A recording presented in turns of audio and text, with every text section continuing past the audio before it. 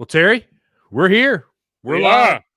We are live. And after, as you see behind me, this is actually a picture I took. I don't see you because I'm Oh, well, you're not looking at your my computer. smoke alarm's going off, so I'm trying to buy 9-volt batteries. Well, so I need to hear a story because I know we're a Disney podcast and that's what we talk about. But you did something last night that I'm a little jealous of. And we went to Ric Flair's last match. It was unfreaking believable at the Nashville Municipal Auditorium. So you were on the opposite side of Conrad and Megan and all the famous people, or were you on the same side? Me and my friends Kid Rock and Mick Foley and The Undertaker. Were you on the same side as Mick Foley? We were directly across from them. Oh, that's what I thought. Okay. So how, did you get to meet those guys? Or I mean, we didn't get up and go over there. We were happy with just enjoying the event. I kind of would have. You got to see DDP do a diamond cutter and his old WCW music too. Yeah, dude, I was all over the Fox News story about the night, and apparently all over the footage of the night. Oh, you were all over the broadcast. I watched it today. It was crazy. How much was the broadcast on rebroadcast? Me and a buddy of mine split last night's on Fight. He watched it last night, and I watched it tonight. How much was it for the? I want to say it was $39. Okay, it was worth $40. Yeah. Did it play on TV? It played on Fight. No, but like, did it feel like? Oh, every match until the last match played. Okay. Well, I mean, dude, anybody who had any expectations other than what happened. It was a 73-year-old man wrestling. Yeah, Rick had no reason to be in that ring. That he should not have been in the ring. I'm If that's sorry. all you've ever known, it's what you love. Okay. Okay. If you could fill an arena tonight with people throwing you on the floor. Okay. Yeah. Okay. I hear what you're saying. I do. Hey, Terry, by the way, I want you to see something. Oh, look at that. Nice. Yeah. Pretty mug. And it's heavy too. Did somebody get it for you? Or did you go to the club when you were out there? No, I had some friends go to the club. A friend of mine's, like one of his good friends is a member out there. And they had it planned for a year and a half before I joined the travel agency to do this, do the Club 33 tour and a VIP tour and everything. And he couldn't get me added in. Oh, okay. Gosh. I was that's where that picture of me doing the little pouty face came from. I sent it to him too. I said, Matt, I hate you. So, all right. Well, Terry, I think we're going to try to do 2 shows. The first 30, 45 minutes, it's going to be your stuff. And then we'll do a whole show of me at Disneyland. Dude, I could do an entire show just on oh Lord. On what I said just earlier. On Top of the World Lounge. Well, we'll get into that, and that's why we're going to give you a whole show. So this is going to be a little longer recording. I think we're going to be here for like an hour and a half. We'll try to do 2 45-minute shows. I will try to keep Terry on. Oh yeah, keep Terry on time. Well, I know what you're going to say on the next episode about California. Well, and so I'm already. My wife brought me sweet tea, but I may need to have her bring me something from the cabinet. I've got some controversial opinions and some possible opinions that will make people a little shocked that I'm going to say them. So what I'm going to do now is I am going to hit the beautiful music, and we'll be back.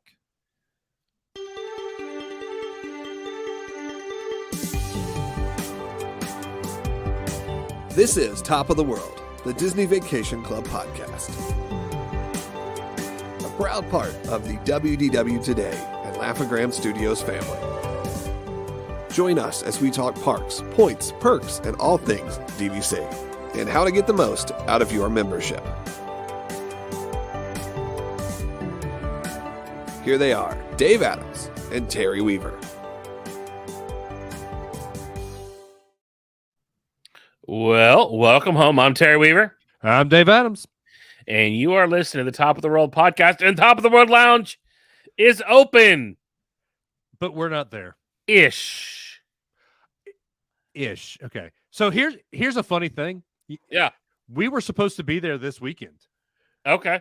But when we landed exactly probably about 3 hours from now, a week ago, Amanda and I both looked at each other and said, I can't stand the thought of getting on another airplane in 10 days.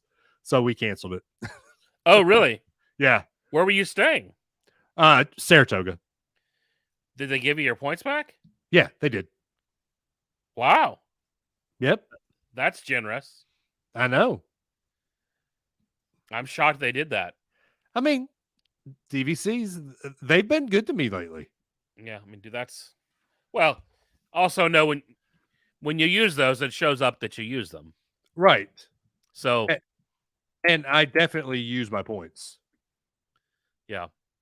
I hope that doesn't come back and burn you later when you really need to cancel a trip, but I understand. Yeah.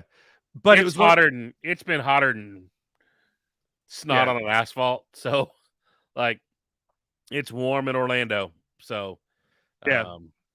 What I really wanted to do was find a way to go down and see the Artemis launch at the end of the month too, but I couldn't figure out a way to swing that.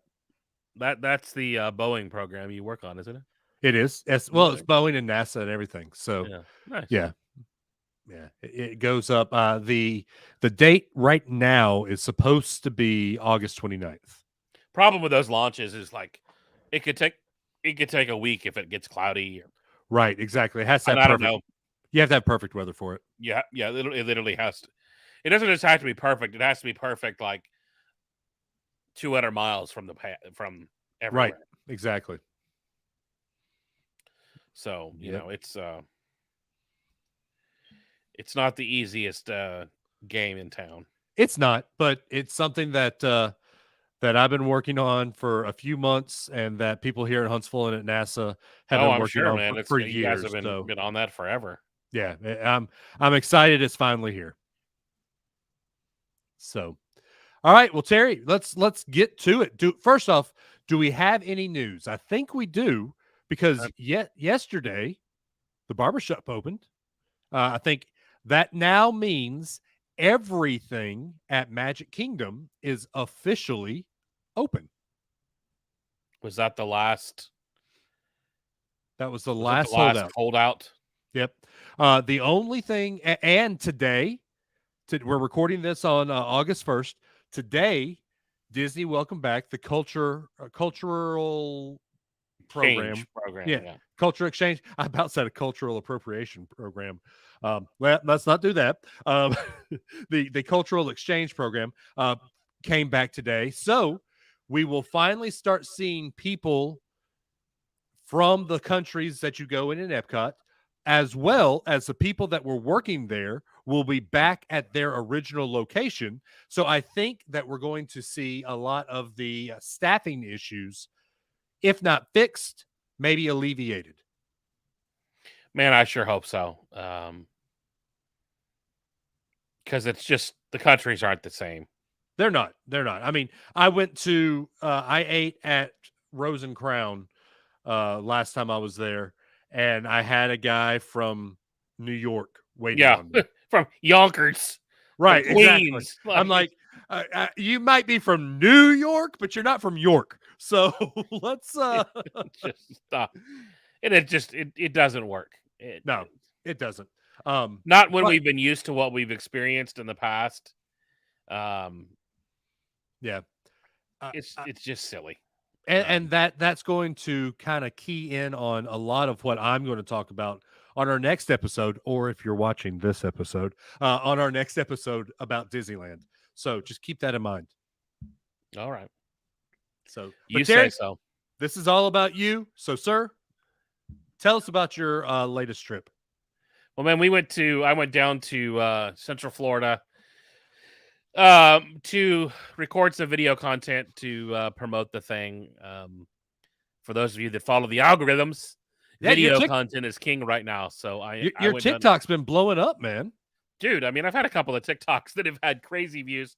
I shot one of the ones we shot in the Magic Kingdom. It's like 35,000 views, which is nice. I mean, I'm assuming it's robots and it's something. Mozambique or something at this point, but it's hey, views, and better that's than what nothing. matters, right? It looks so. We went down there, and guys, everything I've been telling you about travel is true. My flight out of Nashville was after we recorded. I recorded with Dave, and then literally went to the airport. My flight was delayed a little over 4 hours going down there. I got into MCO a little before 3 a.m. by the time I got through baggage claim. Did you eat at 24 hours? Well, headed there, and then it was 4 a.m. on the nose when I pulled out of the parking garage. Ooh. So, but what else would you do at 20? What else would you do at FO? They go to 20 FO. Yep. So we went there, and it was just us and a bunch of restaurant workers in there. There was one girl running the place. She was the greeter. She was the cashier and the cook. And it was awesome. It did not disappoint. Awesome. Did you go and get some sleep, actually? Well, so we checked into the hotel. I had reserved 3 nights in the hotel, but the hotel we were going to was the Wyndham Disney Springs, which is where the thing is going to be in November. Yeah. And she felt so bad. They felt so bad for me. They didn't check me until Saturday night. Didn't charge me for the first night just because it was like, well, dude, you weren't here. Like, nice. When we pulled up, dude, to park, this is how bad it was. The Magic Kingdom, the bus at the hotel to leave for the Magic Kingdom was leaving for extra magic morning hours because those hotels all get extra magic morning hours. Right. And holy crap. They were leaving for the parks. Oh my gosh. Yeah. Crazy, right? That is absolutely crazy. So we left, got in our room, checked in our room, and I realized, well, our park reservations weren't for none other than Epcot that day. So it was, the sun was coming up. At this point, it was 6-something. At 6-something, I couldn't go to bed, could I? No. I had to stay up till at least 7 to get my boarding group for Guardians of the Galaxy. Yeah. Which, when you think about all of that, dude, it is utter and total nonsense. That on a vacation, the expectation for me, if I want to ride the newest and most popular ride, is that my day on vacation must start at 7 a.m. Now, if anybody who's listening to this show knows me as a person, my wife happens to be listening, there are rare occasions when I am up at 7 a.m. for any there's no occasion. Right. Normally, the only occasion is if I'm on an airplane or leaving somewhere or traveling or have to be somewhere. Right. I might be up because the dogs are up, but that's the only reason, dude. I am not up at 7 for any reason. Right. And so it stings a lot, man. That's just a part of how you set to spend your vacation. So we had that. We didn't have lunch reservations, but we had plans to meet someone for lunch. Right. At Epcot in an undisclosed location. So we went and hung out there for a few hours. Undisclosed? An undisclosed location. Does it have 2 numbers? It does. And so we spent our day there. They actually have some new food there. Was fantastic. I hate you. I hate Matt. I hate Josh. I hate all of my friends. So we did that, and then we walked back over and did Guardians. And let me say, dude, Guardians of the Galaxy did not disappoint. What a fantastic ride. What a fantastic Imagineering. You guys have heard me when Imagineering has had a swing and a miss or a bunt. Right. This was a grand slam. This was Ronald Acuna out of the park. This was we're going to the postseason kids kind of attraction. Wow. It was smooth. It was fun. And for those of you who are a little on the rounder side, it's mostly friendly for the bigger fellas. I kind of had to do the old pull up and push down kind of thing once, but It's my buddy that got me the Club 33 glass. yeah, I bought you a glass. oh, wait. And he bought me a little swizzle stick. Well, he got that for free. Yeah, I know. Oh, he got that from 1901, which by the way, in Disneyland, 1901 is the place to be. And that's probably my favorite actually the lounges in California are my favorite at the club. But anyway. But yeah, dude, the Guardians ride, dude, was just stunning. If you guys if you haven't done it, yes, it's worth doing. Getting up at 7 a.m. Yes, I got up another day and did the same thing. Yeah, Jefferson, that's good to hear. It's a fluffy friendly. I totally agree. I mean, I don't know if I call myself fluffy, but I call myself tall, and tall and fluffy kind of go in the same category. Yeah, it is mostly knee friendly. If you have like. If 7 Dwarf Mine Train destroys your knees, which it does anybody that has knees. And I mean, that's kind of my thing, dude, is there's no need for these. I mean, it's not like America is skinnying up. So they've got to make, I'm not anticipating Tron being accommodating. But here's what's interesting about this. This is the first new attraction that we've got from Disney Imagineering in years. All of the other attractions we've gotten have been some version of another attraction. Even Rise of the Resistance, with some exceptions, was built on other ride architecture. It was a remix, right? Like, it was more than one ride attraction. It was Ratatouille and Star Tours and Tower of Terror with the Tower of Terror, right? Yeah, so that's where I disagree with you. It took a lot of Imagineering to infuse all of that together to get all of the components right. I would agree with you if it was a functional attraction. Okay. I mean, I've never been to the parks ever and not heard of it going down today at some point in time during the day. I've been there where it's been up all day. I have. Okay. So you're a better man than I. I know. I to quote Monty Python, I always look on the brighter side of life. Yeah, I mean, dude. I mean, that's probably just because you haven't stayed. It goes down multiple times a day. Yeah, I don't stay all day. Y'all know when I go with my girls, we go early in the morning, we nap during the middle part of the day, then we close the park. Yeah, and it just depends. The problem is when that ride goes down, it's toast. But anyways, we're being positive here. We're talking about how great Guardians is. They nailed it. It was fantastic. It was everything that you wanted it to be. If I wanted to look for something to complain about, you sort of don't know what you're doing and why you're doing it. There's a great pre-show. There's a great attraction. And it feels like there was another story element that they kind of like ditched. How was your soundtrack? I've heard that it's great to good. I've had... so you wrote it twice? I've had September. Ooh. Which was good. Where's the list?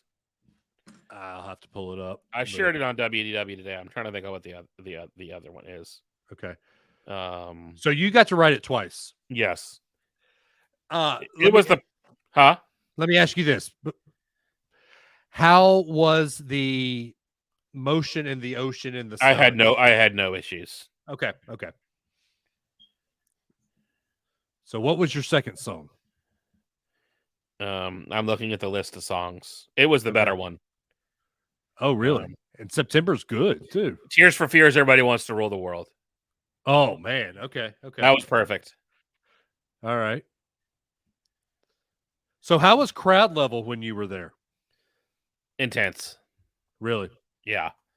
Yeah. And I think the few like entertainment-y things that aren't happening, and then like, if you think of Epcot, there's a decent amount of things that don't exist right now. Yep. There's 3 or 4 pavilions that are just shuttered.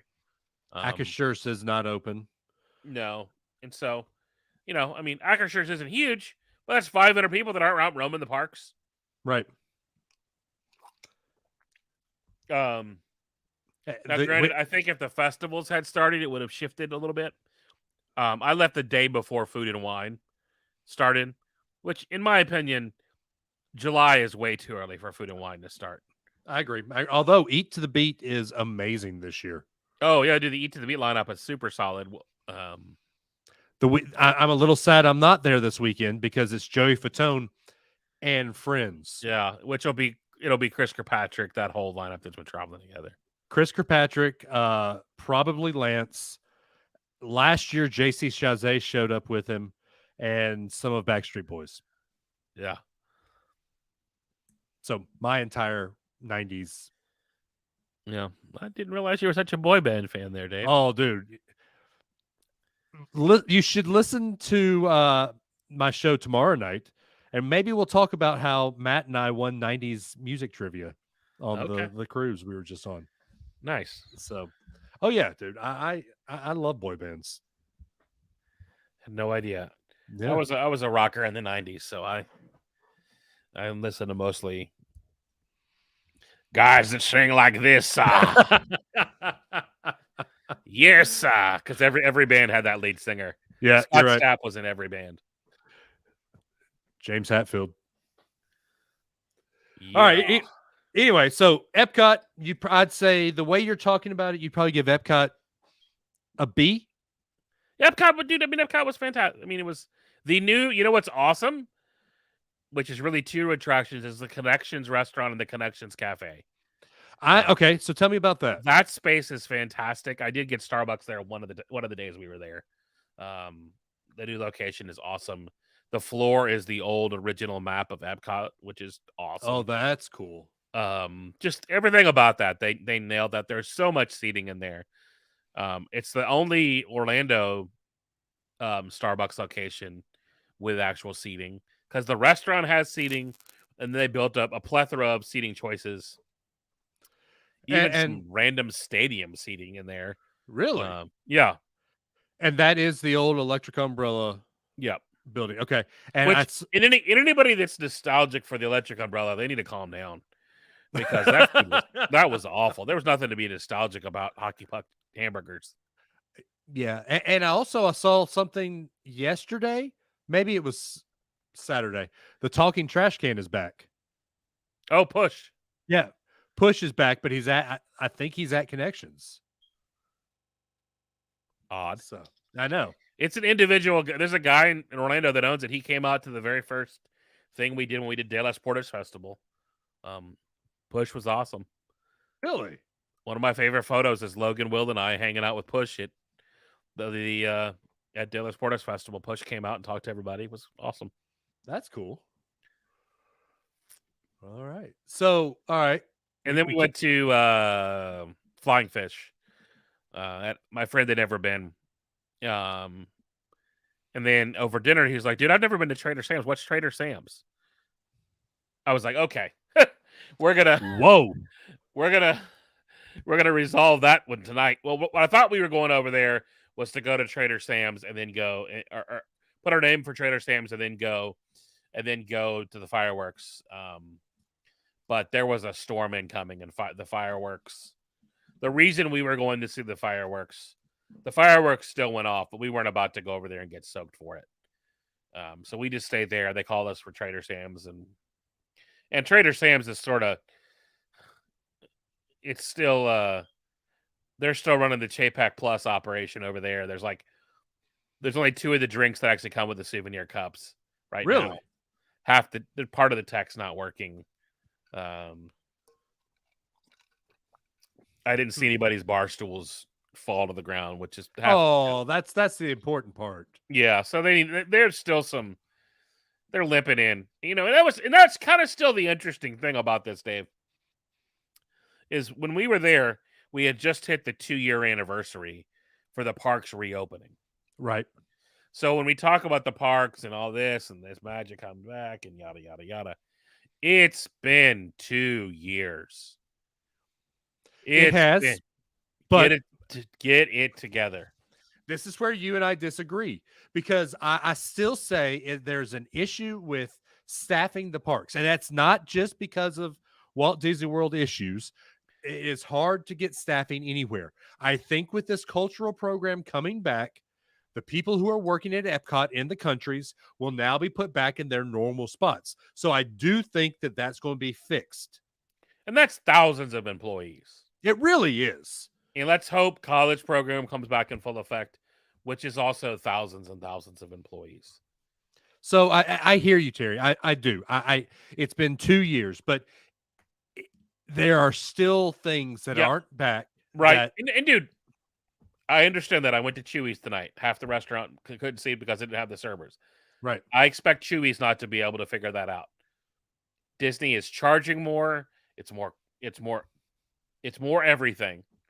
Figure it out. You've had 2 years. Adjust, adapt, solve the problem. Again. Or Dave, I mean, we still have trams not running. Yeah. Or give me some money back. Again, this is going to segue nicely into my stories about Disneyland. Either give me the full experience or charge me less. Yeah, that won't. Don't happen. charge me more and still give me less of an experience, because they've continued to raise prices. They've found the staff, Dave, to raise prices. So, and dude, there are some things they're getting very, very right, and there are some things they're not getting. They're swing and a miss. I understand what you're saying. I do. I don't agree with you, but I understand what you're saying. So you're telling me they're getting everything right, nothing's wrong. No, they're not overcharging you. There's no unnecessary upcharge right now at the Disney. Are they overcharging me? No. I get the experience that I am paying for every time I go to Walt Disney World. Yeah, but that's a lot of that is based on one or two awesome experiences with remarkable cast members that come through and deliver. No, even that. Terry, I had a lady run me over with a scooter on one of my last trips. But it's the other 99.9%. That's nothing Disney can fix. I get it. I don't expect Disney to fix that. That's people who can't drive a scooter. That's not Disney's magic. That's not Disney's problem. That's not overcrowding. That's just people being humans. Disney can't fix that. Parking lot trams that were supposed to be open by the summer that still aren't open in August, that's Disney's problem. That's not thousands of employees. That's 50 a day. Okay. So we are getting close, but there are still some things. And Dave, here's when we get to tomorrow, to the Monday night story on my trip, when I talk about Top of the World, which I'm going to quickly get to because I want to spend some time on it. We're going to quickly understand one of the big problems that the company has right now is Disney is running a lot of things in silos, where one part of the company has no idea what the other part of the company's doing. I can fully agree with that. And so, that's who makes up a difference. That's who makes up the difference in these things not even being felt. Yeah. Let's get into this. Jeffrey said, in your opinion, if Disney gets back to near full staffing from the college and international program, do we see the dropping of all restrictions like park reservations, limited park hopping, etc.? I don't think we will ever see park reservations go away. Ridiculous. I don't, and I agree with park reservations need to be there. It helps Disney in planning. I agree. I think that you should pick your park based on the first park you're going to. But if you have a hopper ticket or an annual pass, that hopping should be allowed immediately, Dave. So here's okay. Disney has been open for 50 years and this hasn't been a problem, Dave. And all of a sudden in the last 2 years, it's magically a problem. But this amount of people coming into the parks haven't been there in the past 50 years. So we're seeing more people now. So you need get your wallet out, Bob. No, and Disney build a park. Build another theme park. Build some attractions to eat the people. That's how you solve the people problem. Okay. I don't want to get into this argument because we're having a good, fun discussion about Top of the World being open. So let's talk about Top of the World, Terry. That's not going to be fun. So Monday we did some other things. I don't remember what park we went to,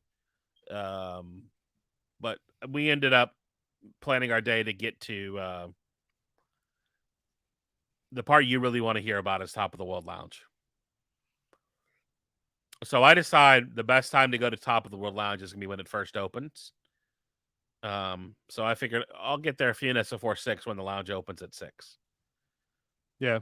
The hallway and elevator area of Bay Lake looked like an airport in a third world country. There were people in line and laying on top of each other. There were hundreds of people trying to get in the Top of the World.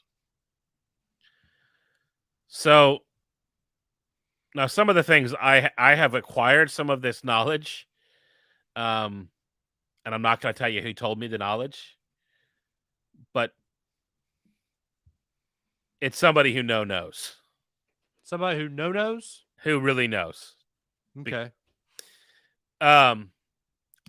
So DVC owns Top of the World Lounge. It is their space. They are in charge of the patios and the bar area. Here's the tricky part. DVC has nothing to do with the operations other than who goes up and down the elevator. Really?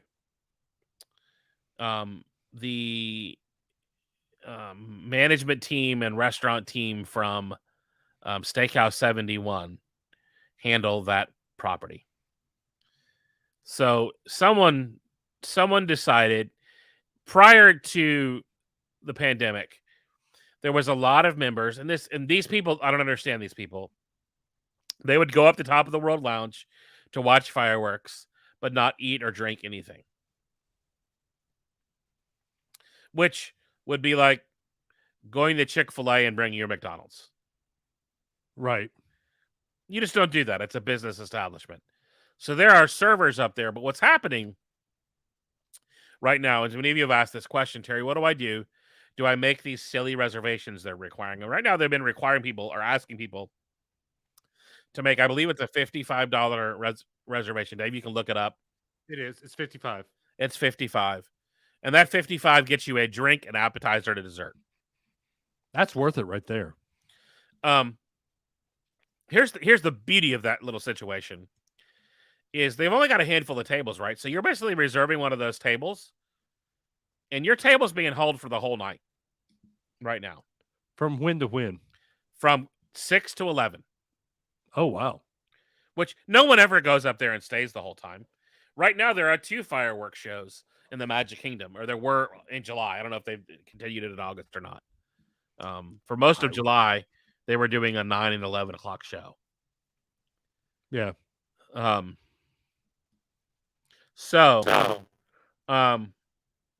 knew I knew I'd want to sit at a table, so I literally just said, "Can you ask the manager if we can just go to the bar? I want to sample some drinks.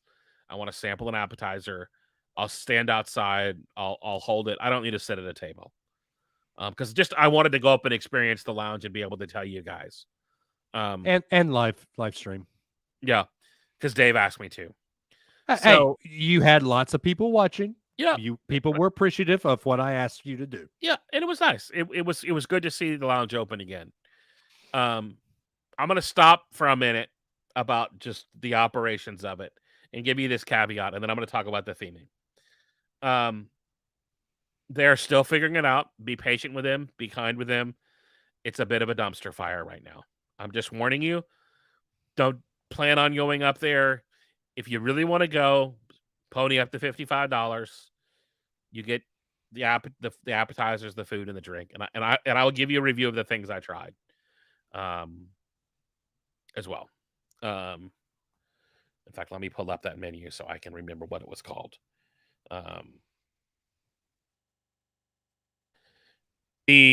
Let's talk about theming for a minute.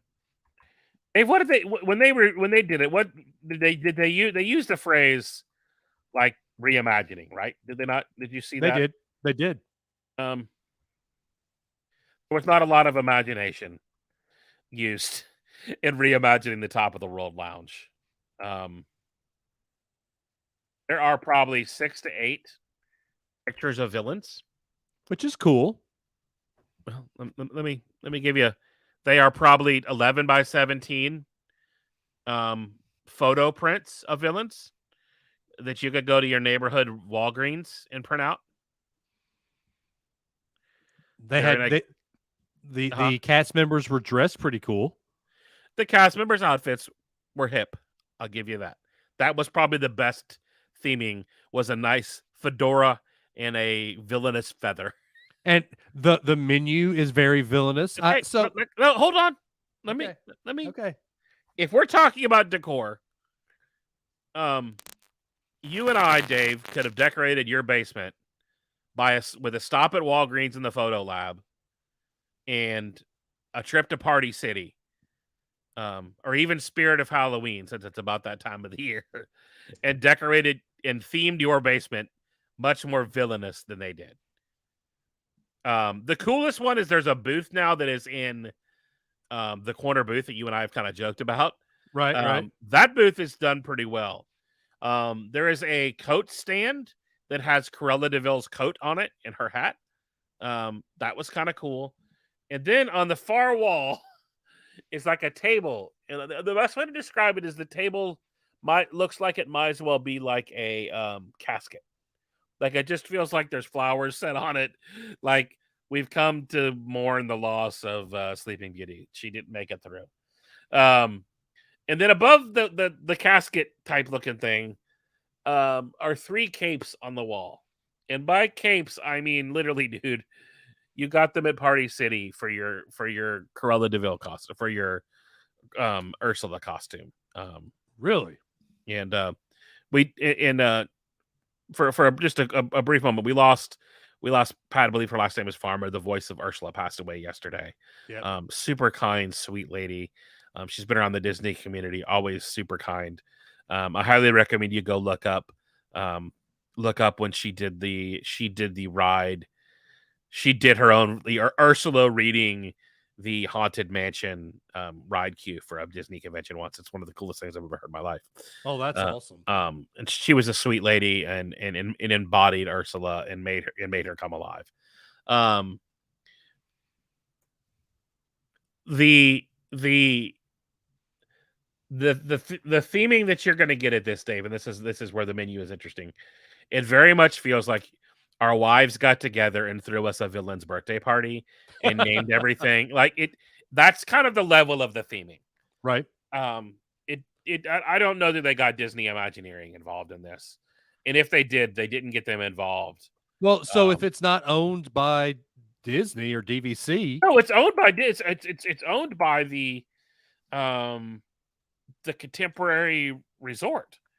I mean, who just beautifully, in my opinion, redid the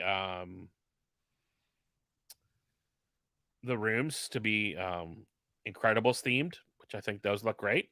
Right. All mid-century modern. Yeah. Since you asked me to give a grade, the theming of the menu and the drink menu is a solid B+. Okay. The theming of the room, it's a D-. But it's an A because it's open. No. The theming, I'm glad it's open, but it's also only open if you can find a way to weasel your way up there. And that's how it was before. You're going to have a rush. Top of the World Lounge 50 times. Right, because people took it for granted. It's like, I've never had any issues getting up Check there. this out, Terry. It's like this. I've lived in Huntsville, Alabama my entire life. The Space and Rocket Center, I drive by it every day. I don't think about going into it. But people who have never been there, they flock to it. So here's the deal. It's like when the Space and Rocket Center was closed for the pandemic, people forgot about it. But now that it's back open, I haven't seen that parking lot empty. No. It's the same thing with Top of the World. Sure. Right now, because it just opened, you're going to have a hell of a time getting into it. So that's what I'm saying. If you really want up there, next time Dave goes, I have access to make sure Dave gets to go up as well. So I appreciate that. Because I like you, Dave. Most of the Thank time. you. October 1st. Yeah, and I there may be something different coming for the Halloween time as well, which might be fun. So we'll see. That's a possibility. I've got rumblings of that. I'm not going to announce that on the podcast. Understood. The menu items that I had, dude, the food is far improved. Here's the good news. The food is a step up. Because I'm so likable and lovable, they offered to bring us, because I was just going to go have a drink. And of course, you know what drink I was going to have. Of course. The Man in the Forest. And I will say, Dave, probably one of the best old fashions I've ever had. Okay. It was really great. The Widow Jane bourbon was fantastic. That's like $100 bottle of bourbon. Oh yeah, easily. Which you normally aren't putting $100 bourbon in a. No, not at all. But you're normally not buying a $22 old fashioned every day either. True. Unless I had that, and then she brought us some apps to try. Because she's like, I want you to try these, and I want you to tell people if you like them or not.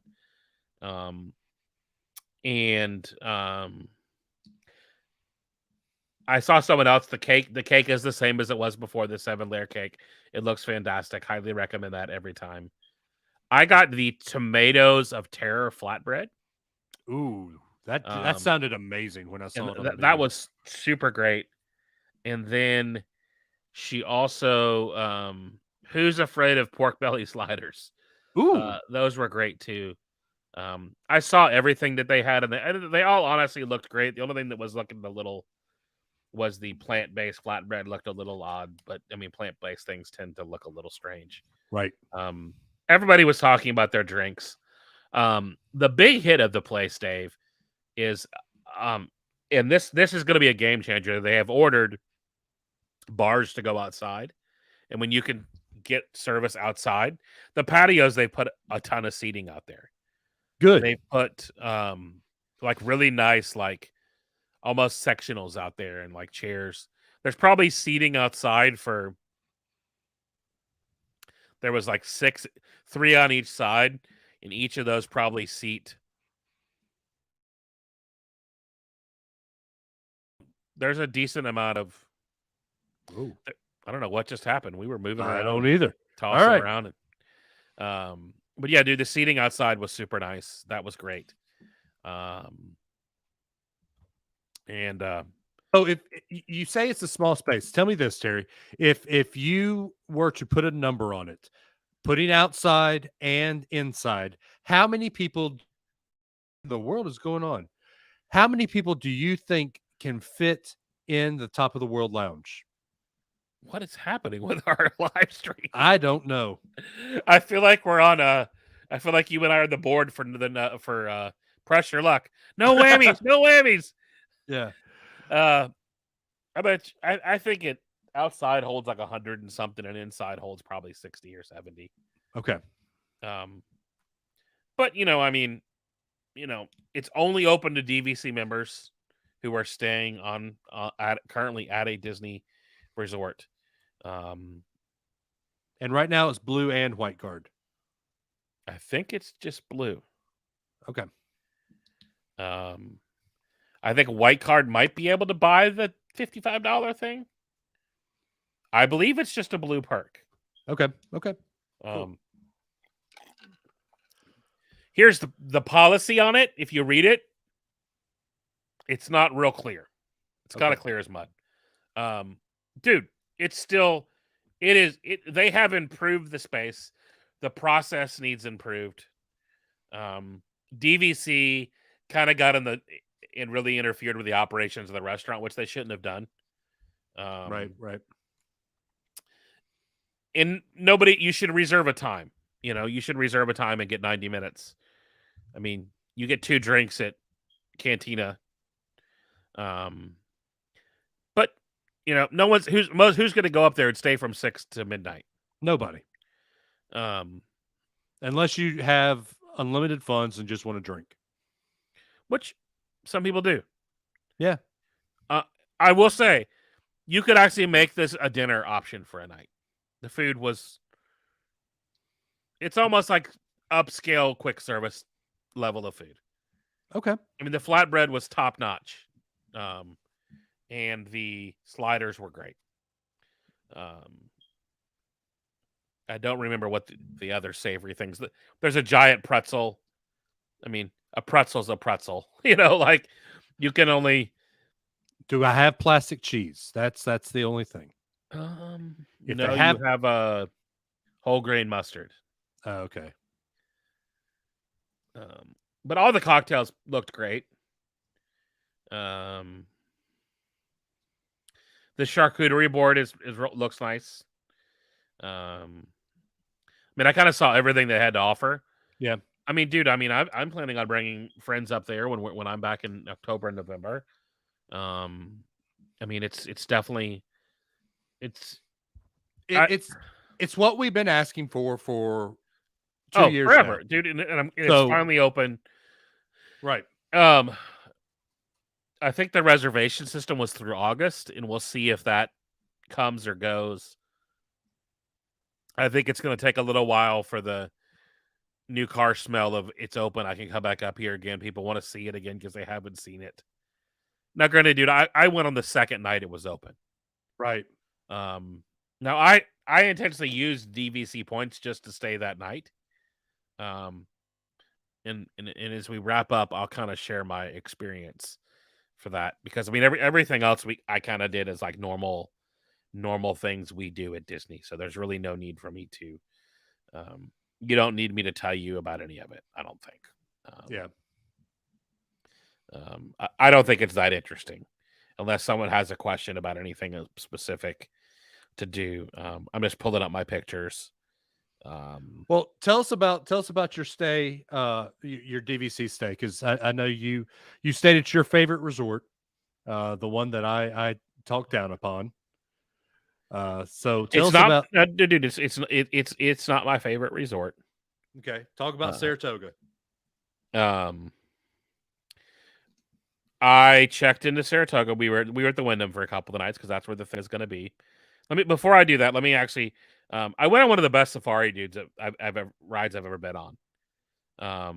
Because it was hot, the elephants were in the water, which I had never seen before. That was crazy. And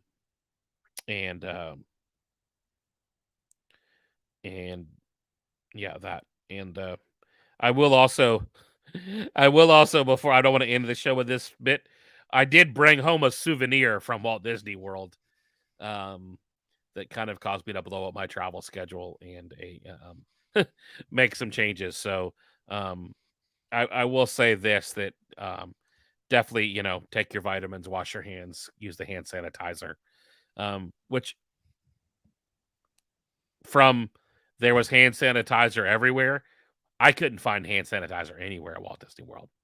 It's like it disappeared. Like it was like the hand sanitizer rapture occurred. Kirk Cameron came and it is gone. And so that was a bit odd. So we checked in that morning to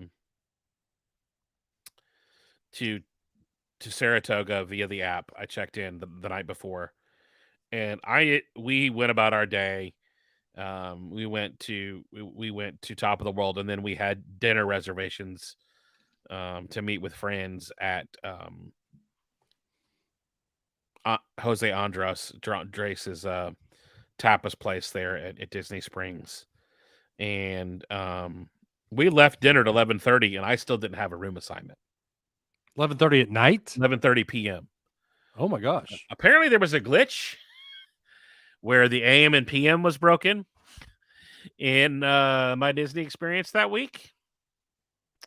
That's what the front desk told me. Yeah. So, needless to say, I got my points back for my night. because we went to go like drop our stuff in the room and had no room assignments. I was like, well, I guess we're gonna go to dinner. We were gonna go earlier in the afternoon and drop our stuff so it wasn't sitting in the car because it was 100 degrees. Right. You don't really want all your stuff sitting out in the car in that heat if you don't have to. And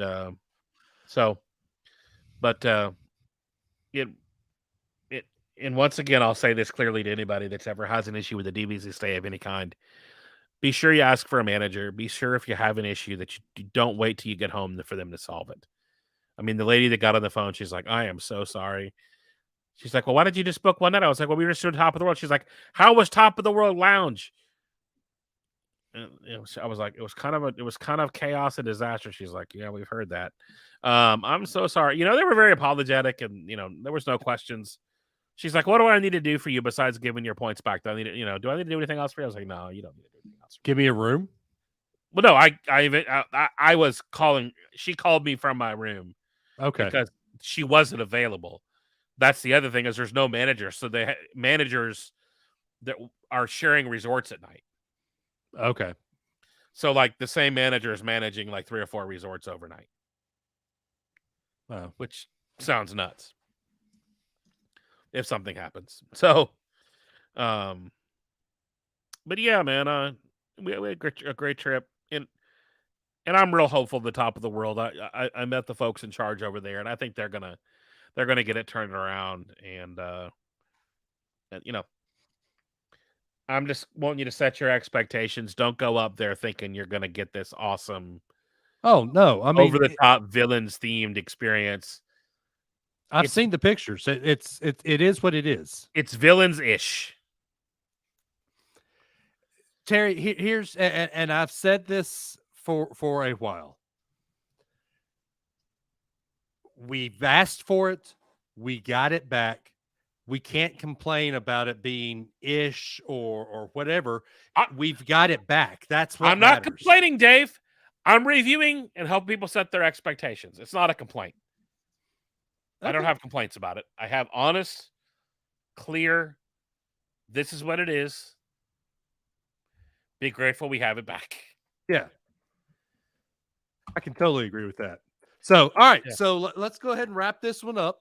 We'll put a little break and then we'll start recording for next week. Yeah. Yeah. It was a overall good trip.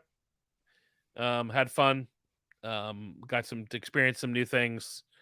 I haven't been in the summer to Walt Disney World in probably 8 or 10 years. Whew, it's rough. It's rough. I mean, I've been in June a couple times, but the June and the 10th of July are very much a different situation. And so just, when you, I see why families, when they go in the summer, go for a long time because you can't rope drop to close. No, not at all. You've got to take long breaks or do 3 or 4 hours in the park and then call it. So yeah, if you are going to the parks, be nice to cast members. I don't know if the Dos Equis man says it, but stay hydrated, my friends. Just stay thirsty, my friends. Yeah, but yeah, stay hydrated, my friends. Because I mean, you got to be careful, man. That heat is like Gloria Estefan's rhythm. It'll get you. But yeah. So in recap, Guardians, awesome, perfect. Wouldn't change anything about it. Top of the World, glad it's back. The villains theming as far as the design elements were a hit and a miss. Operations of Top of the World, I'd make reservations and pay $55 a person. That $55 gets you a drink, an appetizer, and dessert. I'm sure you could probably swap the dessert out for another appetizer if you really wanted to. You ought to be getting a drink in a food item if you're going up there. I know some of you are going to look at me and say, that's just not how it is. It's a free perk. Well, the people that are working up there work on tips. So, the people that come up there, the people that have gone up there and just gotten free water and not done anything else have created this problem for all of us. And so they're trying to solve it. If you do go up there, be kind to the staff, tip them well. And I highly recommend you have a Man in the Forest. It was fantastic. And there you go. I think that'll do it. Then we'll see you next time on Top of the World. I'm Terry Weaver. I'm Dave Adams. And we'll actually see you from a corner booth at Top of the World. Hey, there you go. All right, so run the music again. All right, we're gonna run the music again. For those watching, this is for the next episode. So here we go. Chill to the next episode. Yeah, you're not Dr. Dre.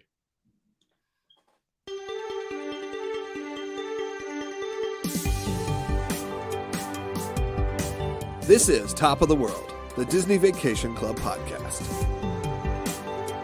A proud part of the WDW Today and Laugh-O-Gram Studios family. Join us as we talk parks, points, perks, and all things DVC, and how to get the most out of your membership. Here they are, Dave Adams and Terry Weaver. Well, welcome home. I'm Terry Weaver. I'm Dave Adams. And we're back again. We've been gone for all of 4 minutes if you're watching the live stream. Or and some of you just heard my trip report and my report on the newly reopened Top of the World Lounge. If you missed that episode, it's the one right before this. But today we're going to talk Disneyland. And our buddy Dave Adams went to Disneyland for the first time ever. And he has an opinion that may be the opinion that ends this podcast.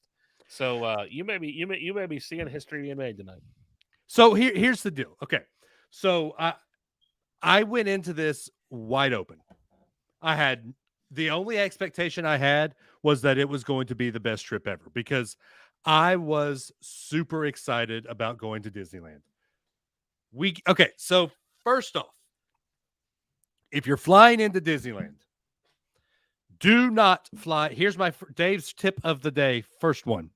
Do not fly into LAX. Under no circumstances should you fly into LAX. Fly into I will disagree with that. John Wayne Airport.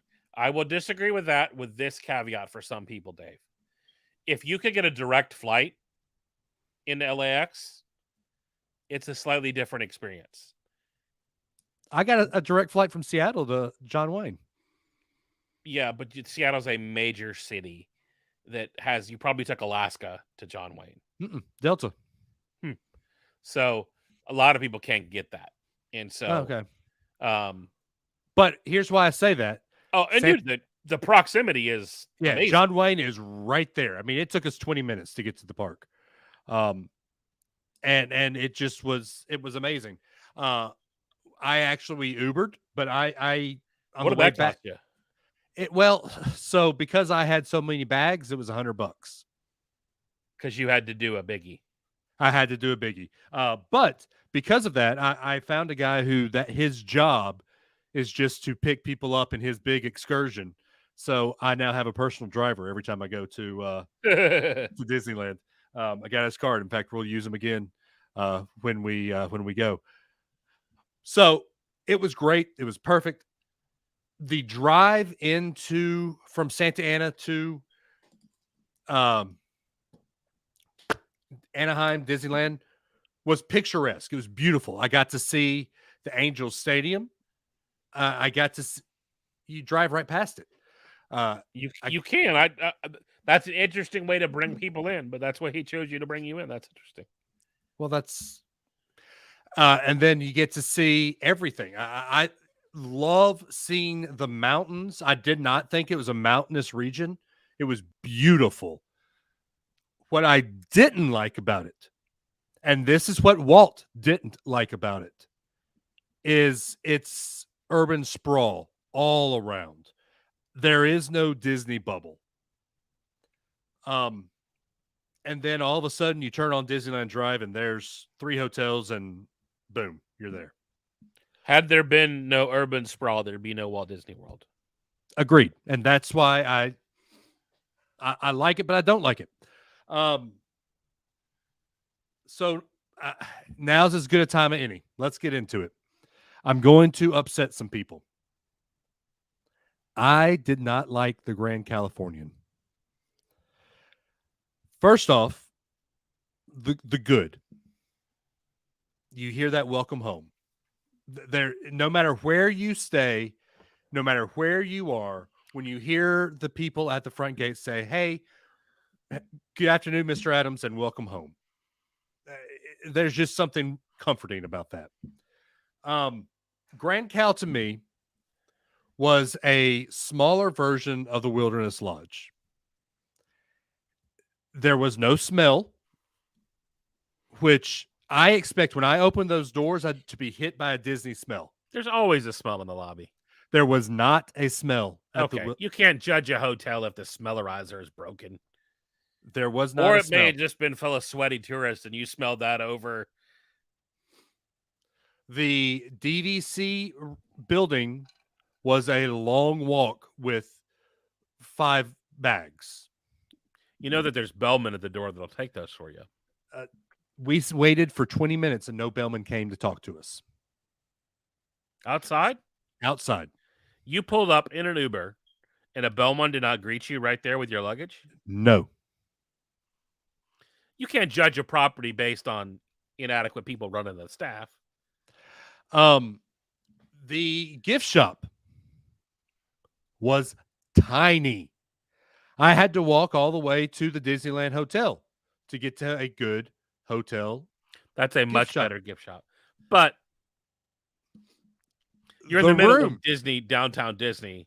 So their thought process was they had limited space. Was it really worth committing all their space they had to a gift shop? The room was tiny. I can't now. That's the bad. The good. What you're seeing behind me right here, the wheel of oh hell no. You didn't ride that?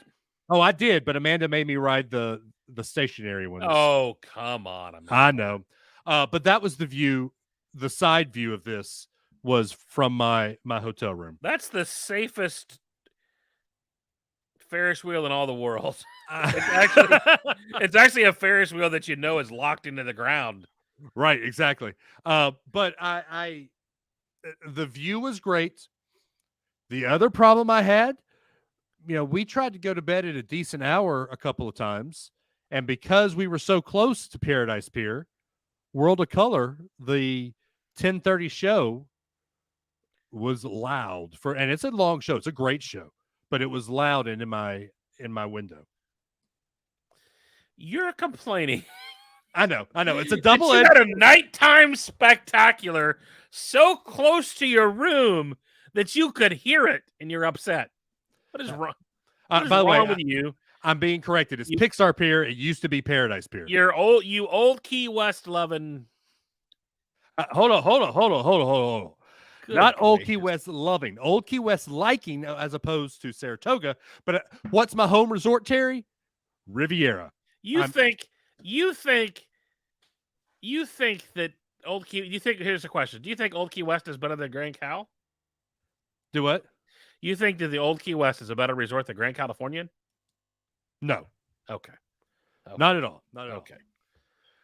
all. I thought you. I was beginning to prescribe you to go see a neurologist tomorrow because it sounds like you may have sustained a head injury on this trip when you ran into Stephen Curtis Chapman. By the way, awesome guy. Oh, dude, fantastic human. Yeah, top notch. 5 out of 5 stars. Highly recommend. Yeah. My 2 home resorts are Wilderness Lodge and Riviera. You now own. You have another. You got more points at Wilderness. I did, and so I kind of half expected Grand Cal to be a lot like Wilderness, and it wasn't. Well, the problems you encountered with the resort have nothing to do with the resort. That resort was squeezed in a very small space. Agreed. You don't get, the upside of Disneyland is all of the same number of attractions that are in Orlando are in 2 parks. The downside of Disneyland is all of the same attractions are in 2 parks. So you miss a lot of the pageantry and the resorts in the Disney bubble. There really is no Disney bubble. The lobby of the Grand Cal is honestly the closest thing to it. Now, I'd say the Disneyland Hotel is probably the closest thing to a Disneyland bubble. Because the Disneyland Hotel, you get all the historic pictures of Walt and the people that have stayed there. You get the pool that has the monorail, the old fantasy sign, Tiki Sam's, or Trader Sam's, all that stuff. I'd say that's your Disney bubble. Yeah, and dude, I mean, when it comes to buying points, I will 100% consider buying points for the Disneyland Hotel Tower. Oh yeah, 100%. I love Grand Cal, but I've also had some amazing memories at Grand Cal. I love Napa Rose, And we'll get into that later in just a couple minutes, actually. And so, but I mean, you know, you can't beat the look. You know, they say in real estate, location, location, location. There is no Disney hotel that you walk out and you're literally in the middle of an attraction.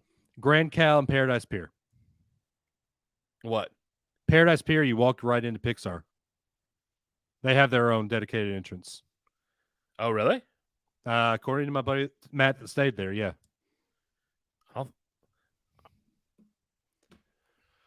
So the entrance was amazing. We used that multiple times. The food was phenomenal. Yep. Especially quick service is a step up for sure. Yeah. Now we didn't do much quick service there because we were right there at Disney, downtown Disney. Right. But so now's a good time to any. So we get there Friday evening. I'd say we probably got in. I got to the hotel probably about 5:00. We had 6:30 reservations at Napa. And I'll say this for anybody who has never eaten at Napa Rose and you've gone to Disneyland, Napa Rose is a must. It is quite possibly, no, it is definitely the best food I've ever had on any Disney property, and quite possibly the best food I have ever had at any restaurant. Every single one of your wait staff is a sommelier. Which, dude, really is part of why I've had 50 Napa Rose experiences in 5 stays at the Grand Cal. So when I'm thinking the Grand Cal, my experiences are a lot of Napa Rose experiences. And I understand that. And a lot of my Napa Rose experiences, I'll be honest, have been over the top because it was back before, and I went with people who went all the time. So half the time they'd set us a private table up outside and start a campfire for us. And we'd eat outside and be able to see the fireworks. And so, like, the food at Napa, the service at Napa is top notch. It is amazing, wonderful, everything. I'm bummed that Steakhouse 55 was closed because it wasn't too far behind Napa Rose in its experience. It was a great experience at Disneyland Hotel. Which is honestly, I think what's going to happen is you're going to get 2 or 3 new restaurants and you're going to get some new hub restaurants when they build the new tower. You've got to. Yeah, you have to. No, Jeffrey, I said best, not bust. The Napa Rose was the best. Now when your Napa Rose opinion may save the whole show because I 1,000% agree with you. When you go to Napa Rose, what'd you eat? Everything. What'd you have that was just awesome? I had the scallops and Amanda had the tiger shrimp. Oh, the smiling tiger salad. Oh. Yeah. And she's not a salad person, but it's not salad really. It's just awesome. It's short rib and lobster. Yep. And then our second. So it's a. Let's put it this way, dude. I used to, when I was in town for meetings, I would have somebody. We'd eat a nap at least 1 or 2 times every trip I took, and then I typically would have somebody bring me one to go. Yeah. So just for those wondering, it's a tapas type of restaurant. It's in courses. You get like 4 or 5. I wouldn't say it's tapas, but unless you do the tasting menu, right? And we didn't. We did the courses. And the second course was pasta, and we had there, and it is homemade pasta. It's not like you can watch them make it. And it was their pasta, like a small amount of sauce, wild boar sausage, Oh, nice. and a couple of other meats, and it was amazing. Were they And making did you get a bread service? No, bread service has not started back yet. Oh my gosh. I had Nonsense. let's see. I'm trying to see if I can pull my picture. If I have pictures. No, my wife took them. I had the braised short rib for my dinner. No, it was the ribeye. He did the cook did, or the chef, you can't call him a cook. The chef did the two cuts of the ribeye, the fatty part and then the regular part of the ribeye. And they cooked them separate. You're supposed to put the fatty part on top and eat both of the flavors together. And it was amazing. And Amanda had the filet. And we decided not to do dessert because we were in a rush that night. Not in a rush, but we wanted to make the Electric Parade and Disneyland Forever. We were able to see both of those on time, so we did not do dessert at Napa Rose. But they had the drinks were amazing. They had a very extensive bourbon list. I was able to get a couple of pours of bourbon, which after a week of being on the Royal Caribbean, which when I asked for what bourbon they had, he said, "Oh, well, we have the best, Jack Daniels." I was happy to see some real bourbon. Was that was clearly a joke, right? No, it was not. That's what they were calling bourbon on the Royal Caribbean Ovation of the Seas. I had a couple of pours of Eagle Rare at Napa Rose. And you know what's funny about that is when we were in Europe, like next time I go back to Europe, I'm going to bring Jack Daniels as a tip for everybody because people in Europe thinks it's like gold. No. Like, oh, you're from Tennessee, the home of Jack Daniel. No. I'm like, it's like, yeah, we put that in our Coke mostly here. Like, yeah, that's what we mix with. And that's only because that's the only option really Southwest normally has. Yeah. I mixed with Makers. Both yeah, times. I would do a Makers of Coke if I ordered out. On flying. But anyway, so Napa Rose was the absolute best food I've ever put in my mouth. And yeah, top I eat. So and the fact, dude, when you think about located where that is, I don't know if you paid a whole lot if you figured it out when you were walking, because probably the worst part about the experience of staying at the Grand Californian is how disorienting it is of where you are in the hotel. It really is. So that restaurant is literally located right by the park entrance for the hotel. Yeah, dude, I did just look up the Pixar, the Paradise Pier entrance. It's a new thing. Yeah. So it's there. So that night, and that's fantastic. I think that hotel is not somewhere I'd recommend someone stay if they were to go to Disneyland. I would tell you to stay at the Howard Johnson's before I tell you to stay at the Paradise Pier. I'm serious. They are updating it. Because honestly, Disney Imagineers themed the rooms over at the Howard Johnson. I think it's the Howard Johnson that's right across the street. They're done up in like, I saw a picture with two or three Disney authors and Bob Gurr were all over there and looking at like the work that they had done over there. So like, but have that hotel having an interest, that'll be nice too. I guess they get more like a gate kind of thing. That's yeah. Cool. See, Matt said hotel sucked. Yeah. So that night luckily we'd already made park reservations for Disneyland, but it was 8:00 when we got there. So I was able to use the Grand Cal entrance to just basically hop right over to. Was the monorail working? It was, but because of where I was at Napa, I was just going to hop in. Yeah. I mean, and if you can, dude, it's just so cool. And actually, I love where that comes out. That's a beautiful part of the park. I actually never rode the monorail, unfortunately. Yeah, well, you should have, because it's a totally different monorail. I know. And Here it's as much attraction as it is transportation there, Right. which is funny to think about. Oh, my camera's going crazy. So here is the first of my dislikes about Disneyland itself. This stupid thing right here. The little paper ticket that you get. I'm so used to just going in, going boop, and going in, showing my fingerprint. The first time you go in, they have to scan your physical ticket or your printout, something you had to print on a printer. Yeah, well, I had it on my phone. Yeah, which for a while they weren't taking those, and I think they just realized no one has a printer anymore. Right.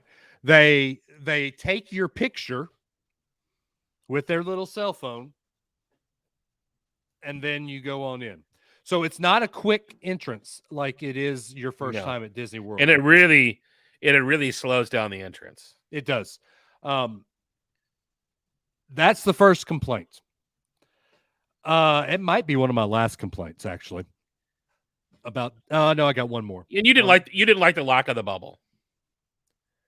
I did not like the lack of bubble. I want to be in a bubble. I want to be there. Now, what I did love was the hopping. Yeah, but see, that's the other thing, that the trade-off of that. Like I said, it's the best and the worst thing, Dave. Because you could go to Disneyland and have a 2 or 3 day Disneyland experience and really experience most of the attractions that you'd want to experience and some of the dining, and really feel like you would listen to like a greatest hits of Disney's. Yeah, easily. And so we get to Disneyland, and we were going to try to do the late Electric Street Magic Street Parade, whatever, the Main Street Electric Parade. But we get there in enough time to where we could do the 8:45 parade and the 9:30 fireworks. I cried seeing the parade again. If you're part of the Top of the World Listener Lounge, you can go back and see the video I posted.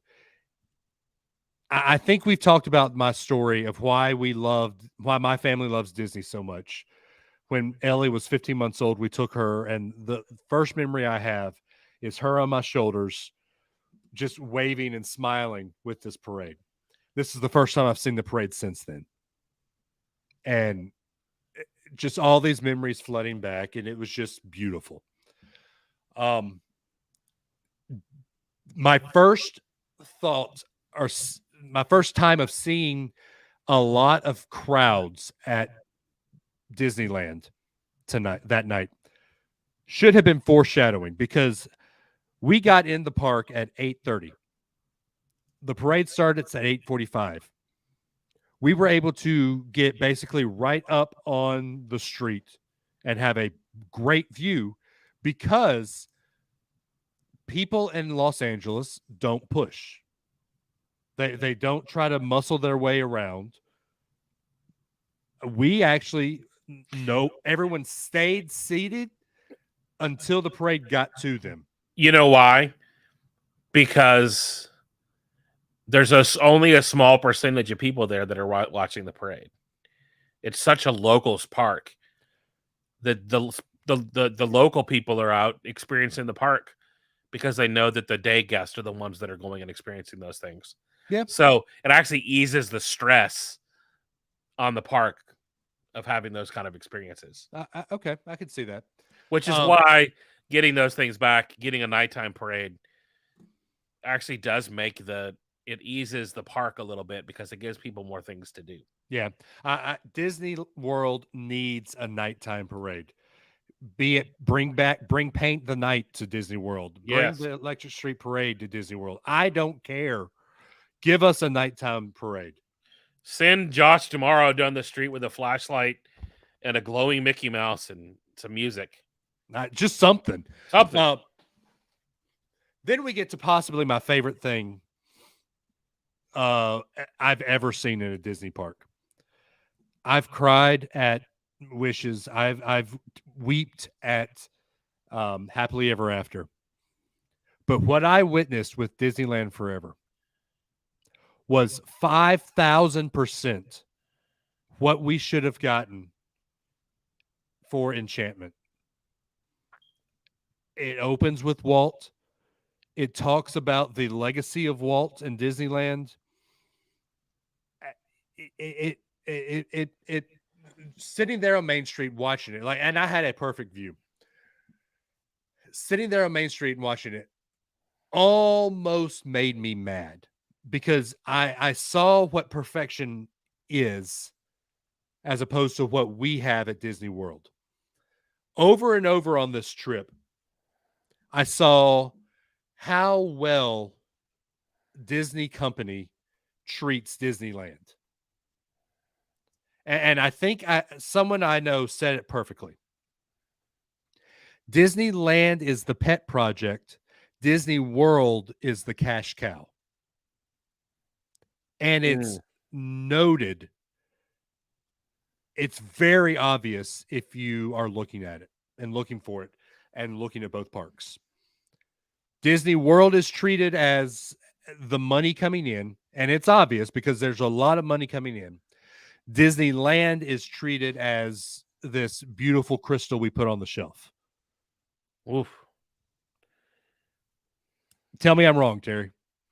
Dude, you're not wrong. And I think that's why I wish Disney would actually come to their senses and allow Imagineering to have more of a dual coastal experience and have the guys that are over Disneyland and creating in Disneyland stay there and bring a whole new group of people to Lake Nona that are responsible for the park. Because, Walt would go in the office, and if he knew you hadn't been to the parks in a while, he'd go in and ask you, "Hey, man, when's the last time you've been down to Anaheim to check out the parks?" He'd kick your butt out of the office and say, "Get down there and go hang out with guests. Put on a hat, go ride some rides, and see what it's like as a guest." Yeah. They're complaining about X. Why? Figure it out. And you're right. It very much seems like a sacred. It feels like you're visiting the crown jewel. And the only thing I'll say about the difference is at Walt Disney World, we don't get any Disneyland branded merch. I saw as much Disney World merch as I did Disneyland merch. That's just because merch is a mess. Well, so another one of my friends said it the best. He said Bob Chapek's big thing is uniformity. And that's why when Chapek took over, Shop Disney, Disneyland, Disney World, all of it got synergized. And it's just easier to buy stuff. And that's a Bob Chapek thing. I don't like it, but it's not easy to buy anything. Well, but anyway, all right. So that's my Disney. That's my first night. Second night we did California. Second day we did California Adventure. Genie Plus at both parks in California. I don't care if you do it at Walt Disney World. I appreciate it, but I bought the Lightning Lane for both Radiator Springs and Web Slingers and did them both by 8:30 in the morning. Well worth doing. Absolutely worth doing. Especially when you may not have another shot. You may not be back for a few more years. Right, exactly. Radiator Springs makes Test Track look like a kiddie carnival. Radiator Springs is beautiful. Imagineering execution at its highest heights. Yep. Avengers Campus, beautiful. Unfinished, but beautiful. It's pretty finished now.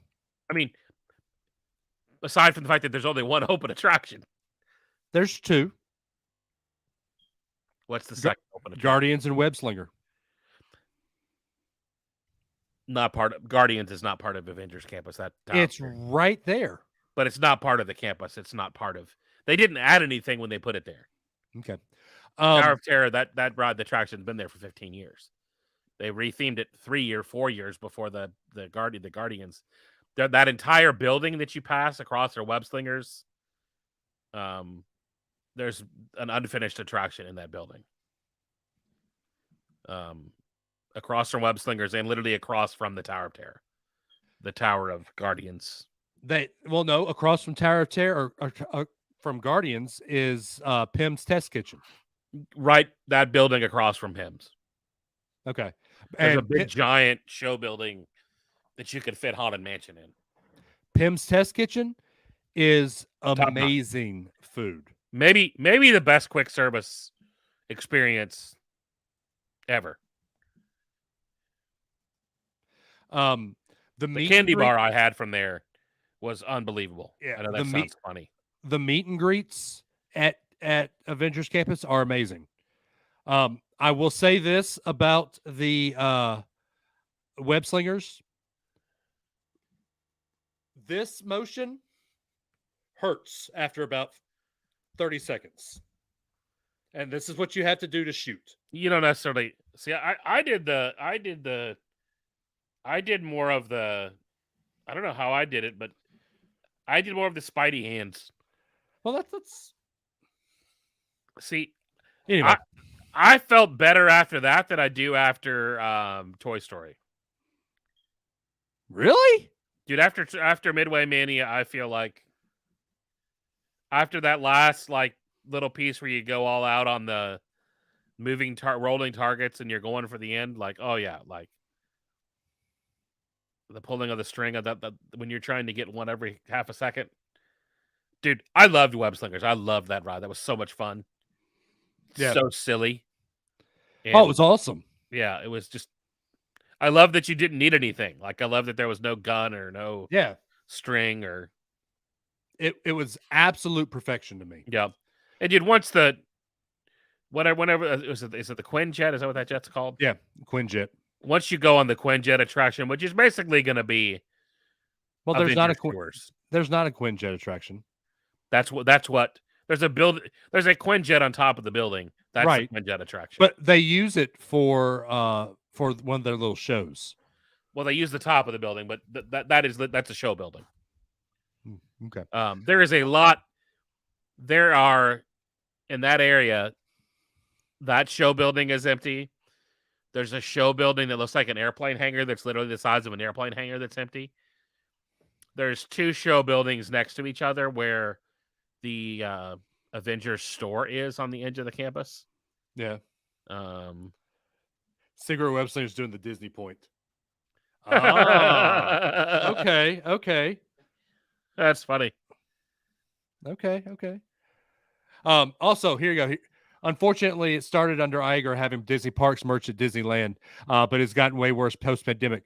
So the reason it started under Iger is because the person that was in charge of merchandising was Chapek. So it's a Chapek thing. We walked past the Hyperion Theater. Make a shirt that says that. Yeah. The Hyperion Theater, it's closed right now. There's nothing in it.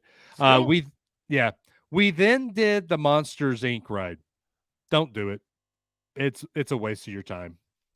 You sit on a throne of lies, Dave Adams. That ride's fantastic. No, it's not. It's goofy and fun. It's a dark ride. It's silly. That ride's fantastic. You know what I'm bummed that was closed, which I think is one of the quintessential parts of a Disney park that they closed in Disney World years ago, is Toontown was closed for you. Yeah, I'm sad I didn't see that. Yeah, because it's still, who knows what's going to be left when that reopens. Right. I'm trying to think everything else. We did Soarin'. I ate my weight in churros that day. And then Disneyland has better churros. I know. They were great. We ate their corn dogs are so much better. No. The corn dogs at California Adventure were better than at Disneyland. You just happened to get it. You must have got both. You must have got some bad corn dog grease. I tried them both. They were both of them were good. Did you go to Corn Dog Castle? Is that where you went? Yeah. That's normally the same. It just hits different over from the corn dog cart. But I've had some great ones at Corn Dog, the Corn Dog cart, and ones that were like, eh. Yeah. My favorite restaurant out there right now is just the Plaza Inn, just because it was one of, whatever the restaurant there is to the end with the fried chicken. That one was great. So my thing about California Adventure was Pixar Pier was phenomenal. Yeah. World of Color, the second best show I've ever seen at Disney World or Disney Parks, Disney Park, Disneyland. Yeah. What's the first? Disneyland Forever. Oh, okay. Yeah, hands down. Both shows I saw that night or that trip. Definitely stay and see Radiator Springs at night. Oh, yeah. It's worth the price of admission. And then you used to be able to get up on the wine bar on the second floor. Now it's pass holders only. You just need to know a pass holder to go up there with them. You can actually kind of watch them light it from there. It's amazing. Oh, that's cool. Take the bread tour. Oh, yeah. Get you a free piece of sourdough. I kept asking if I can take a little bit of the mother dough home, but they wouldn't let me. We spent half the day and did half of Disneyland. That I rode. That's the day I rode. Oh, first thing we did, made a sprint to Mr. Toad's. It's better than I remembered. Then and we met Head Cheese, met Mickey Mouse. Then did I was going to say, wait, they have a restaurant with Head Cheese now at Disney? No. Then we did It's a Small World. The only reason I did that was because it was historic at that. Oh yeah, dude, it's and the Disney World version of Small World is like, yeah, the ride sucks just because it's made for kids. Then we went. You did Pirates, obviously, right? Well, yes, we did the last day. We went the long way around the park because I had to walk through Galaxy's Edge. I'll say this: Disneyland's transitions from it's not really Frontierland, but it's the back of Toontown, Frontierland, and then Critter Country and Galaxy's Edge. Flawless. Like, you don't realize that you're changing lands until, oh my gosh, you've already changed lands. In Hollywood Studios, you're going under a tunnel and you know you're changing lands. But the way they've blended everything in, it's flawless. Like, even the music, you hear parts of Critter Country's animals and parts of Galaxy's Edge at the same time, and they kind of blend it all until it's flawless. That was obviously my first It was the first Galaxy's Edge open, so yeah, we went out there for a preview opening kind of thing, and it was unbelievable. Yeah. Now, granted, some friends had made reservations for us to have lunch at the club that day, so we went from the club to Galaxy's Edge. It was a pretty spectacular day.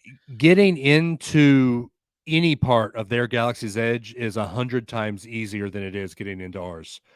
There's always a line at Doc Ondor's at Disney World. There was never a line. Now, I will say that, dude, I actually bought a lightsaber, which is something I've never done.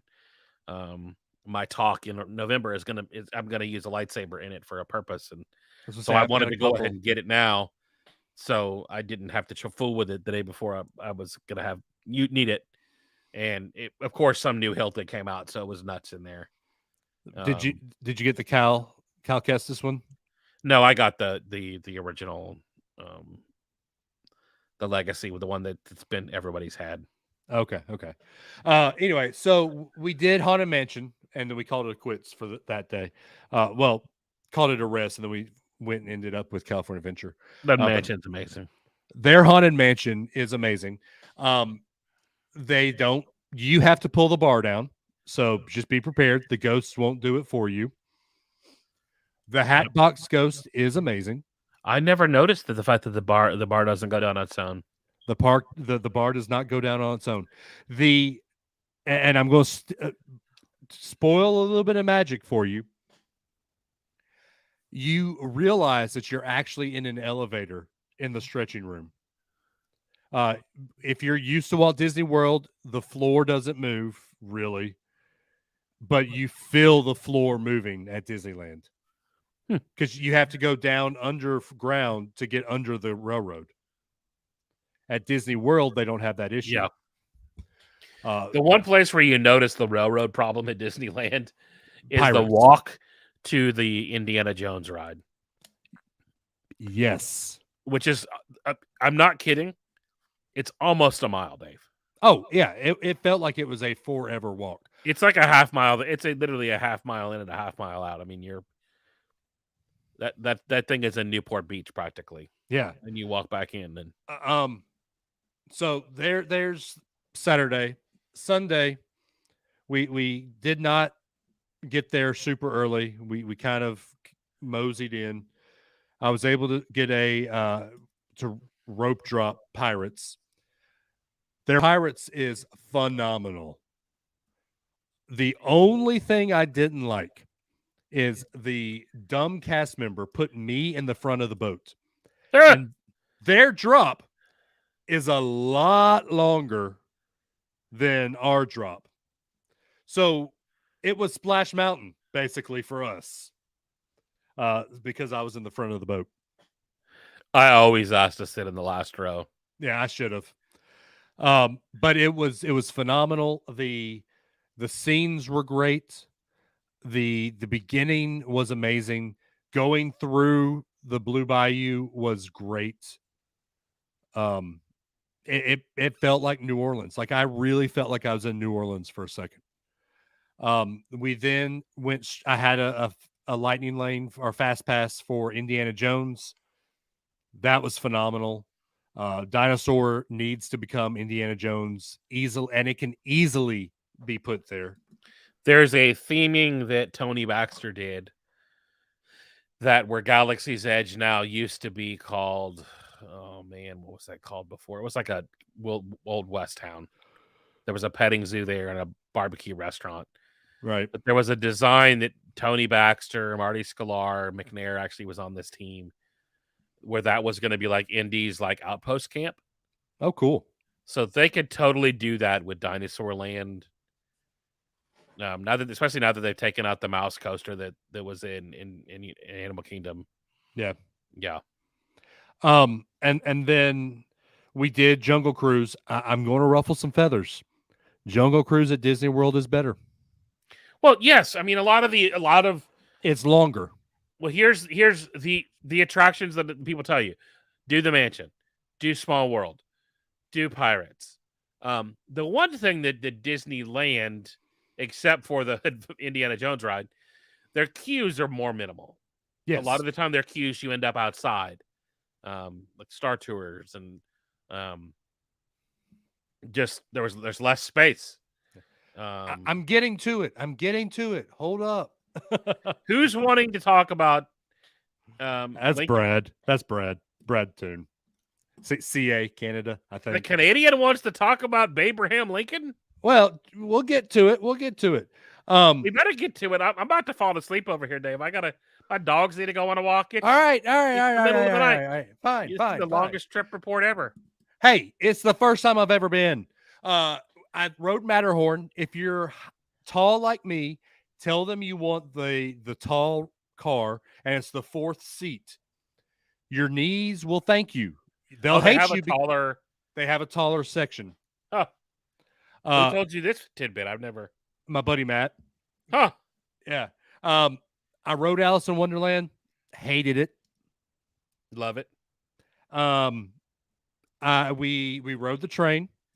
But see, what I love about Disneyland is I love some of that kitsch, goofy, small, dark ride. And here is where I will. Okay, real quick. We did Moments with Mr. Lincoln. I cried going into the building because as soon as you walk in, you walked in by the park bench, didn't you? Yeah. There's the bench. There's his office. There's the picture of him coming out of the castle. There's one of the carousel horses. Yeah, they had the mock-up of his office, the thing that he had in his office about Disneyland. Oh, the map. Yeah, the map. But then to see the Abraham Lincoln thing, man, and knowing what it was and what it started as, and it just blew my mind. And dude, when you think about that was done in The late 40s, early 50s. I mean, come on. Yep. Insane. And then to see some of the memorabilia they had, I mean, it was expensive, but it had a contract signed by Roy. Yeah. It had And pro tip, guys, don't ever buy that stuff at Disneyland. I will post a link in the Top of the World Listeners Lounge of a much more reputable, much more affordable, place to get that stuff. right. And a lot of that same stuff is available. I've seen all of that same stuff available in the past. Yeah. Disneyland and the art stores tend to almost double what you could get it somewhere else. Yeah. Rode the storybook canal just because it just seemed like something you That's have fun. to do. Yeah, it's a thing. Where my love affair for Disneyland ended was at downtown Disney. Oh, That place was atrocious. Wall to wall. Think of the busiest you've ever been to Disney Springs. Double that. It those are some. it Ooh. was rough. It was rough, Terry.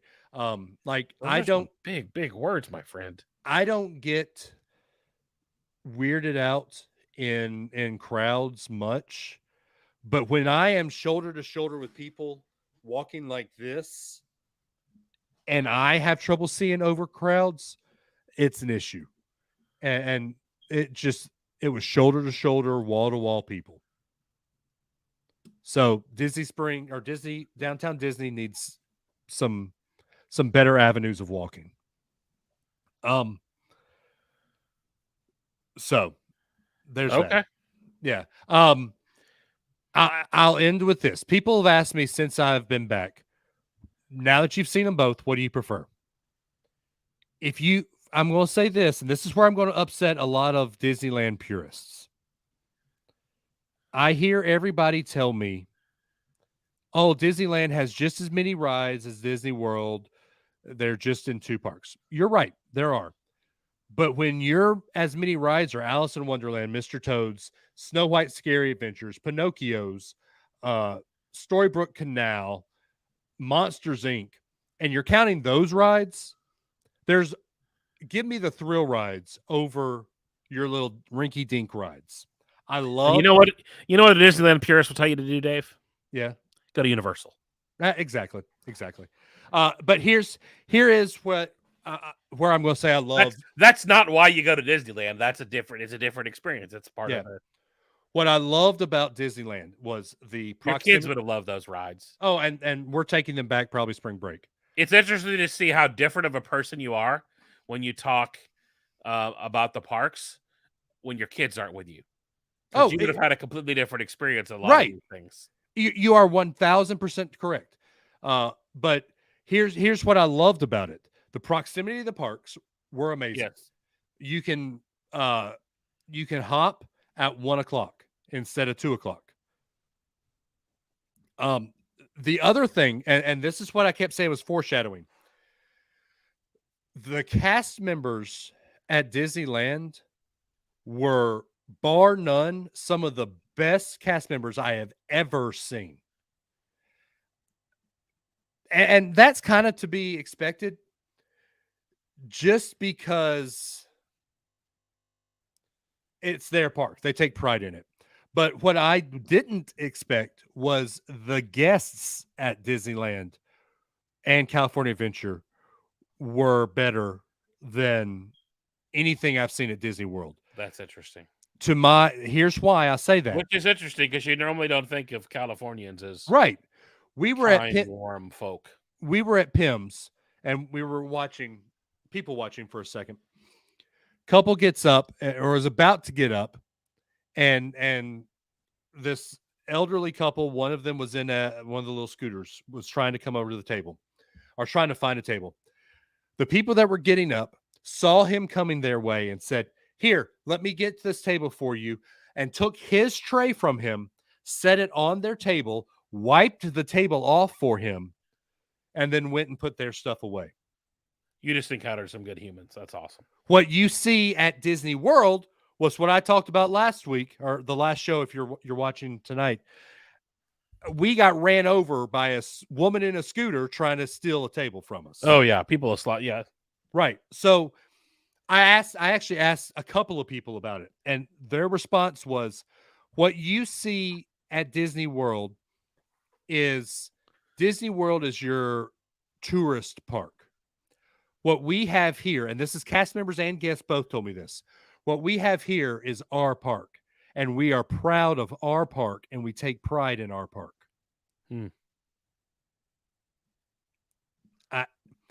And that goes back to what I said at the very beginning of the show. Disney World is the cash cow. Disneyland is that beautiful crystal you put up on the shelf. I see Disney Incorporated treating the parks that same way. You're not wrong. So would I go back? Yes. When we go back in March, you're also going to go. Very seldom are you just going to take a Disneyland trip. Right. You're going to do something else or make Disneyland part of something else you do, like go to Laguna Beach or go to LA. Here's the difference. Hollywood stuff. I will treat Disneyland trips like I used to treat Universal Orlando trips. When I did Universal, it's not the only reason I went to Orlando. Right. If I go to Disneyland, or when I go to Disneyland again, it won't be the only reason I go to Los Angeles. Right.